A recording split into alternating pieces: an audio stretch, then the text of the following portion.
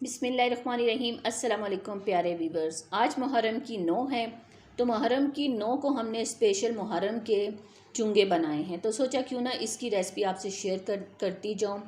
2 cup मैदे से यकीन जानिए पूरे घर भर के लिए आप मुहर्रमुल हराम की स्पेशल चुंगे बना सकते हैं आसानी के साथ। इसमें चीनी कितनी जाएगी, शीरा कैसे बनाना है, मैदा कैसे गूंदना है, इसमें कुकिंग ऑयल का इस्तेमाल हमने कैसे करना है, ये तमाम बातें आज आपको मैं अपनी इस वीडियो में बताऊंगी। साथ ही साथ माँ के अनमोल खाने में जो नए आने वाले हैं, सब्सक्राइब, लाइक, कमेंट जरूर किया करें, बेल आइकन के बटन को क्लिक करना मत भूला करें। आइए मुहर्रम के स्पेशल बनाना हम शुरू करते हैं।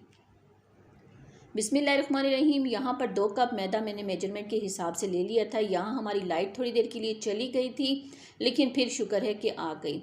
1 टीस्पून मैंने यहाँ पर पिंक सॉल्ट का इस्तेमाल किया है और 2 कप मैदे के लिए आपने 5 से 6 टेबल स्पून घी का इस्तेमाल करना है। मेरे पास यहाँ पर घर पे घी नहीं है, क्योंकि मैं घर पे घी का इस्तेमाल नहीं करती, तो कुकिंग ऑयल का इस्तेमाल करती हूँ, इसलिए मैंने भी इसमें 5 से 6 टेबल स्पून कुकिंग ऑयल का इस्तेमाल किया है। इसे अच्छी तरह से आपने पहले अपने हाथों की मदद से मसलना है, रगड़ना है। आप देख सकते हैं कि मैदा किस तरह से मुट्ठी की सूरत में बंद हो रहा है। अगर ना बंद हो तो आप थोड़ा सा कुकिंग ऑयल और इसमें डालकर अच्छी तरह से गूंद लीजिएगा। पानी में यहाँ पर थोड़ा थोड़ा करके डालती जाऊँगी ताकि अच्छी तरह से मैदा हमारा सॉफ्ट और नरम गूंदा जाए। 1 कप मैंने लिया है पानी, लेकिन 1 कप पूरा आप एक ही बार में शामिल मत कर दीजिएगा।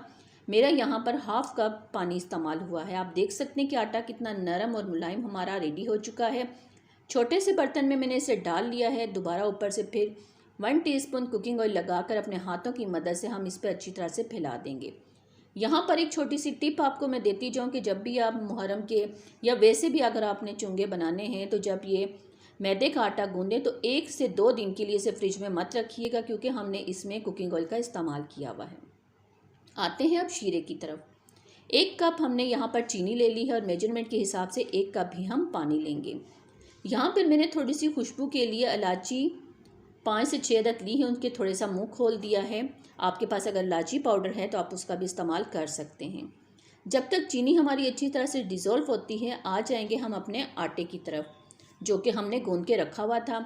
आटा हमारा नरम, मुलायम और सॉफ्ट रेडी हो चुका है। यहाँ हम इसके 2 बड़े बड़े पेड़े बना लेंगे और एक पेड़े के हम कितने आगे चुंगे बनाएंगे वो भी मैं आपको बताती जाती हूँ। साथ ही साथ यहाँ पर देखिए अल्हम्दुलिल्लाह से चीनी मेल्ट हो चुकी है। बहुत ज़्यादा आपने 1 तार या 2 तार का शीरा रेडी नहीं करना। वो हमारा वहाँ रेडी हो रहा है। चूल्हे की फ्लेम को हमने मीडियम टू स्लो रखा हुआ है। जब तक अब हम यहाँ पर रोटी को बेल लेते हैं। रोटी नॉर्मल जैसे आप रोटी बेलते हैं, आपने उसी तरह से रोटी बेलनी है। ना बहुत ज़्यादा मोटी होनी चाहिए, ना ही पतली होनी चाहिए। यहाँ पर हम नाइफ़ की मदद से या कटर की मदद से इनके लंबाई के रूप पर कटिंग कर लेंगे पीस। उसके बाद छोटे छोटे आपने इनके पेड़े बना लेने हैं, जिस तरह के मैं बना रही हूँ। पेड़ा बनाने से पहले आपने इसके ऊपर थोड़ा सा डस्ट कर लेना है मैदा या आटा। इनके हमने छोटे छोटे गोल से पेड़े बनाकर रख लेने हैं साइड पर।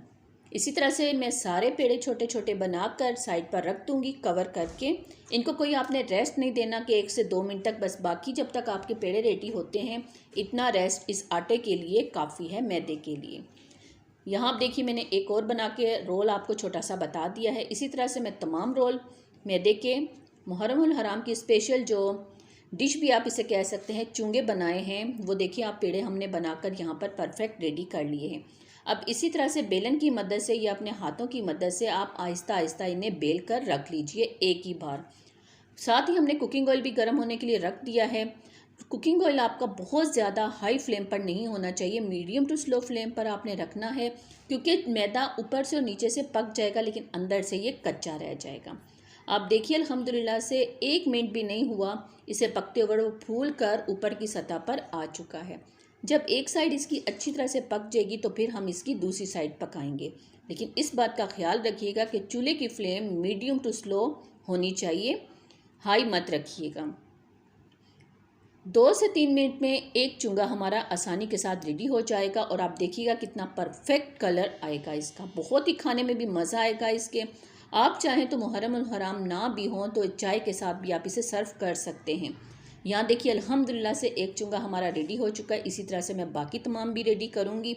मैंने उसे वहाँ से गर्मा गर्म निकाल कर जो हमने चीनी का शीरा रेडी किया था उसके अंदर हमने इसे डाल दिया है। इसमें भी आपने बहुत ज़्यादा देर तक डीप करके नहीं रखना।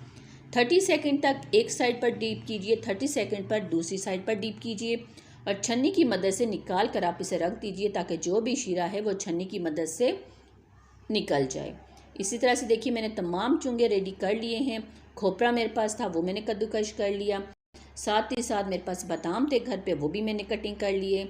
यकीन जानिए बहुत ही मज़ेदार आप इसे कह सकते हैं, आसान तरीके से मैंने आपको बताया है, तो आप इसको ज़रूर ट्राई कीजिएगा और मुझे कमेंट्स में बताइएगा ज़रूर कि स्पेशल मरमुल हराम के चुंगे की रेसिपी आपको कैसी लगी, और वो भी 2 कप मैदे से फैमिली भर के लिए इसके साथ बन जाते हैं।